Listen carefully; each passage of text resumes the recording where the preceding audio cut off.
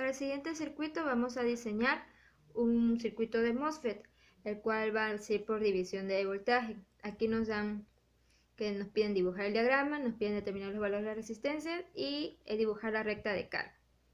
Entonces, tenemos aquí nuestro circuito esquemático. Tenemos un voltaje CC, una resistencia R1, una resistencia R2, el cual va a ser nuestra división de voltaje. Tenemos el MOSFET de empobrecimiento, tenemos por el drenador una resistencia R-DRE y por el surtidor una resistencia RS. Entonces vamos a analizar.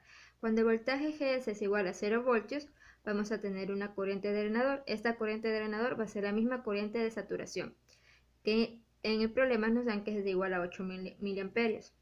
El voltaje GS va a ser igual a voltaje de pico, en este caso va a ser menos 5 voltios, cuando la corriente del drenador es igual a 0 miliamperios.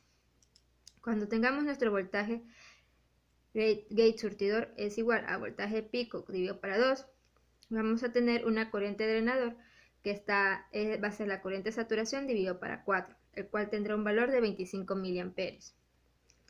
Voltaje GS también va a ser a un valor aproximado a 0.3 voltaje de pico, el cual nos da un valor de menos 1.5 voltios, que tendrá una corriente de drenador de la corriente de saturación dividido para 2, el cual da como resultado 4 miliamperios.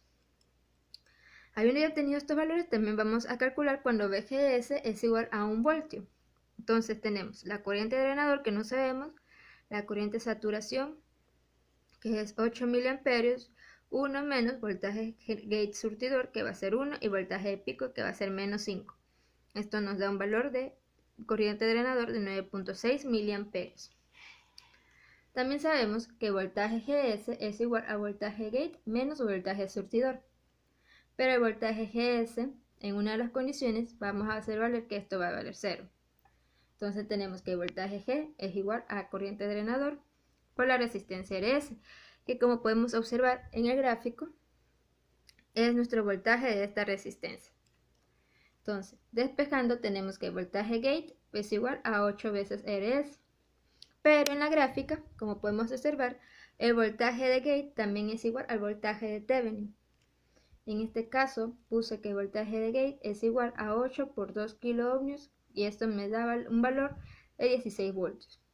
Reemplazando en esta ecuación, donde tenemos que la corriente de saturación es igual al voltaje de alimentación dividido para la resistencia del surtidor más la resistencia del drenador, tenemos que 8 miliamperios es igual al voltaje CC de la resistencia del surtidor más la resistencia del drenador. En este caso puse una resistencia del drenador de 1K y me salió que el voltaje CC va a ser de 24 voltios. Entonces, con la fórmula del voltaje de Thevenin podemos tener voltaje de Thevenin es igual al valor del voltaje de alimentación por el paralelo, que es la resistencia R2, con la suma de las resistencias de R1 más R2. De donde tenemos que el voltaje de Thevenin es igual a 16, el voltaje de alimentación 24 y multiplicado por R2 dividido para la suma de la resistencia R1 más R2. Esto nos da una relación de 2 veces R1 más R2 es igual a 3 veces R2, de donde tenemos que R2 es igual a 2 kiloohmios y R1 es igual a 1 kiloohmio. Aquí ya tenemos la gráfica de corriente de drenador versus voltaje GS. Con los valores ya antes obtenidos, procedemos a dibujar la curva. Mediante esta gráfica también podemos obtener la gráfica de corriente de drenador versus voltaje de drenador surtidor, de donde los cortes en el eje Y va a ser el voltaje de alimentación, en este caso 24, dividido para la resistencia RD.